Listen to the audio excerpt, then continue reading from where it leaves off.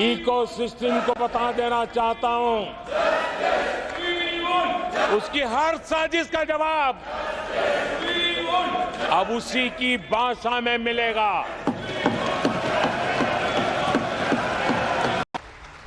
जवाब मिलेगा, करारा जवाब मिलेगा।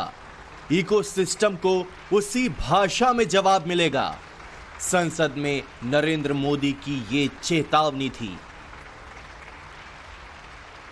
देश देख रहा है, झूठ फैलाने वालों की सत्य सुनने की ताकत भी नहीं होती।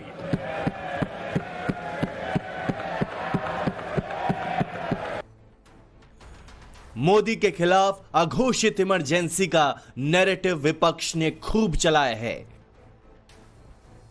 नरेंद्र मोदी की तीसरी जीत के बावजूद मोदी के खिलाफ यही खेल सड़क से संसद तक खेला गया। संविधान की रक्षा कौन करेंगे? संविधान की रक्षा कौन करेंगे? लेकिन अब की जवाब सरकार की ओर से आया है। यह जवाब चुनी हुई व्यवस्था का जवाब है। यह जवाब भारत के संवैधानिक ढांचे में नत्थी किया हुआ जवाब है। केंद्रीय गृह मंत्रालय ने 25 जून को संविधान हत्या दिवस घोषित कर दिया है।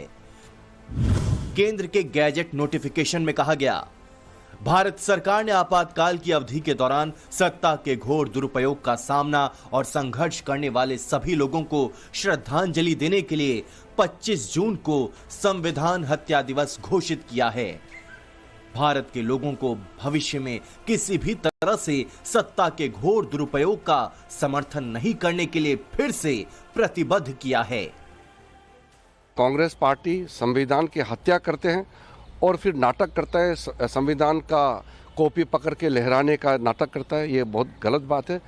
और जिन्होंने भी 1975 में जो जुल्म सहा है, उस समय का जो प्रकोप, जो कांग्रेस पार्टी ने टॉर्चर किया है इनोसेंट लोगों को, सिविल लिबर्टी राइट ख़त्म कर दिया है, फ्रीडम ऑफ प्रेस एक्सप्रेशन सारा ख़त्म किया गया था, वो दोबारा ना हो, इसके लिए बड़ा कदम उठाया गया है।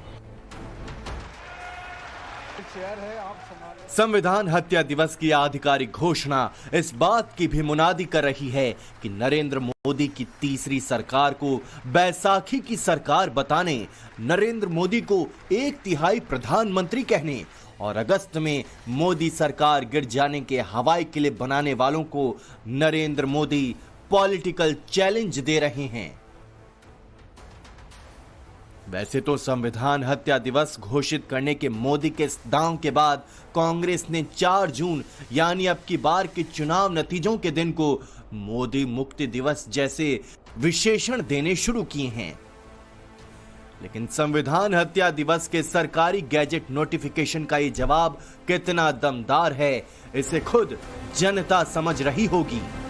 12 जुलाई को ये 25 जून का नोटिफिकेशन जारी कर रहे हैं।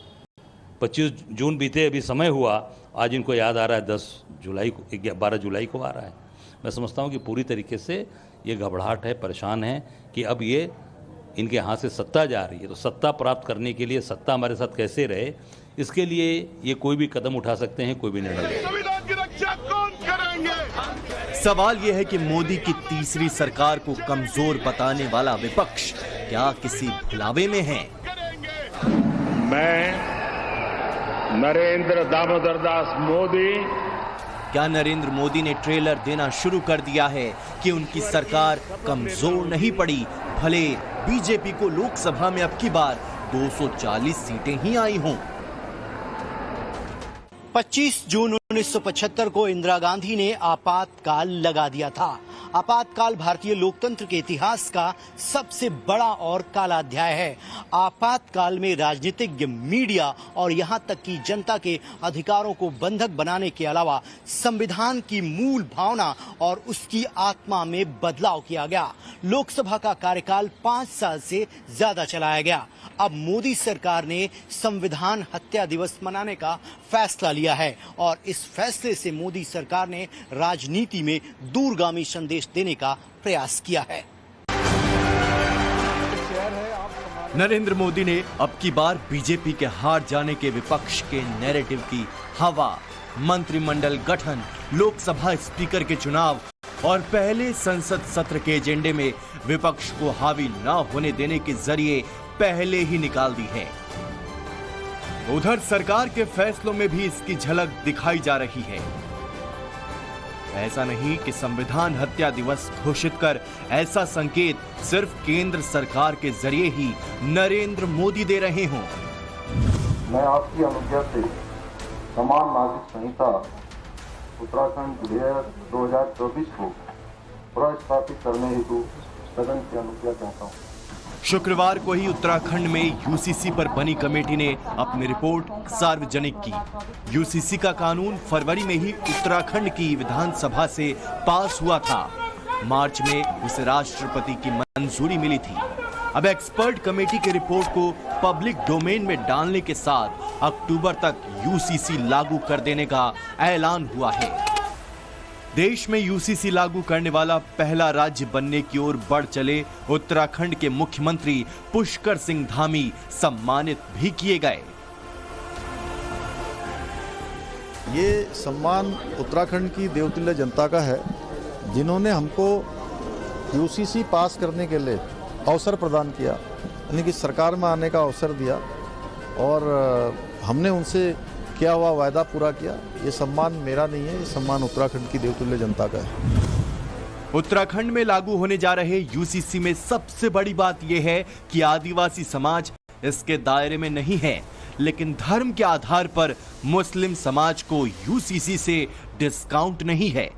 एक्सपर्ट कमेटी की रिपोर्ट में इस बात का बिंदुवार विश्लेषण है कि क्यों मुस्लिम समुदाय यूसीसी के दायरे में लाया गया। आर्टिकल 25 और 26 कॉन्स्टिट्यूशन का जो है, उसके तहत उन्होंने अपनी सुरक्षा के, अपना संरक्षण की बात कही थी और यह कहा था कि किसी भी धार्मिक व्यवस्था पे आप इस प्रकार का आघात नहीं कर सकते, ये उनका कहना था। इस संबंध में समिति की बैठक में चर्चा हुई थी। रिपोर्ट जब आप पढ़ेंगे तो उसमें चर्चा की गई है कि आर्टिकल 25 और 26 को पढ़ा गया, उसमें जो व्याख्या की गई और ये मत बना कि नहीं, जो विषय हमने उठाए हैं उस पर एक यूनिफॉर्म लॉ सभी के लिए लागू किया जा सकता है। इस कानून में जो व्यवस्था की जा रही है, यदि उसका उल्लंघन किया जाएगा, वो शरीयत के अनुसार है या शरीयत के विपरीत है, ये एक अलग प्रश्न है। जो कायदा कानून राज्य सरकार लेकर आएगी, यदि उसका उल्लंघन किया जाएगा तो एक्ट में व्यवस्था होगी, उसके जो दंड के प्राविधान होंगे वो उन पर लागू होंगे। यूसीसी को लेकर केंद्र के स्तर पर भी मंथन चल रहा है। जून 2023 में लॉ कमीशन ने यूसीसी पर लोगों से सुझाव मांगे थे। लॉ कमीशन को 75 लाख से ज्यादा सुझाव मिले। लॉ कमीशन इन सुझावों पर रिपोर्ट तैयार करने में जुटा हुआ है। यह विषय अभी लॉ कमीशन ऑफ इंडिया के पास है और राज्यों ने इसमें तेजी से काम करना शुरू किया है। गोवा में पहले ही से यूसीसी है, उत्तराखंड ने लागू कर दिया है, राज्य भी इस दिशा में तेजी से कदम उठा रहे हैं। बीजेपी के 4 वैचारिक मुद्दों में राम मंदिर, आर्टिकल 370 का खात्मा, यूसीसी और पीओके रहा है। 2 लक्ष्य पूरे हुए हैं, 2 बाकी हैं। तीसरा लक्ष्य यूसीसी का रास्ता निकालने की कोशिशें साफ दिख रही हैं। यूसीसी का ग्राउंड वर्क पिछले साल से ही चल रहा है। भारत के मुसलमान भाई बहनों को भी ये समझना होगा कि कौन से राजनीतिक दल उन्हें भड़का करके उनका फायदा लेने के लिए उनको बर्बाद कर रहे हैं। हमें याद रखना है कि भारत के संविधान में भी नागरिकों के समान अधिकार की बात कही गई है और सुप्रीम कोर्ट ने बार बार कहा है। सुप्रीम कोर्ट डंडा मारती है, कह रही है कॉमन सिविल कोड लाओ, लेकिन ये वोट बैंक के भूखे लोग यूसीसी की दिशा में आगे बढ़ने में इसी हफ्ते आया सुप्रीम कोर्ट का फैसला भी मोदी को मदद कर सकता है। सुप्रीम कोर्ट ने मुस्लिम महिलाओं को क्रिमिनल लॉ के तहत गुजारा भत्ता पाने का अधिकार दे दिया है।